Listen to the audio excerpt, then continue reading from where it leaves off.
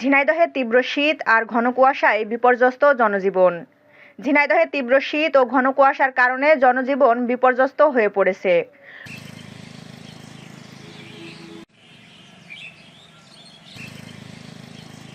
গত কয়েকদিন ধরে শীতের তীব্রতা বেশি অনুভূত হচ্ছে।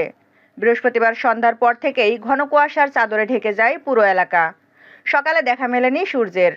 গুঁড়ি গুঁড়ি বৃষ্টির মতো ঝরছে কুয়াশা। সেই সাথে হালকা হিমেল হাওয়ার কারণে শীত বেশি অনুভূত হচ্ছে। শীতের প্রকোপে সবচেয়ে বেশি বিপদে পড়েছে খেটে খাওয়া মানুষ।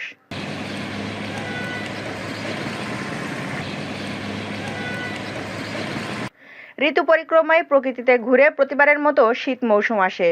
ভোরের দিকে হালকা কুয়াশার চাদরে ঢাকা থাকে প্রকৃতি। প্রকৃতি যেন এক লীলা খেলায় ব্যস্ত হয়ে পড়ে কুয়াশা এবং সূর্যের কিরণের মাঝে।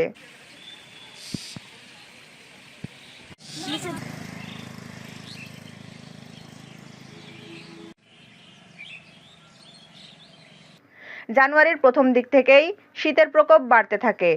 তবে গত দুদিন ধরে ঝিনাইদহ জেলার ৬ উপজেলায় তীব্র শীত, সাথে সারাদিনই প্রায় ঘন কুয়াশায় ঢাকা থাকছে প্রকৃতি।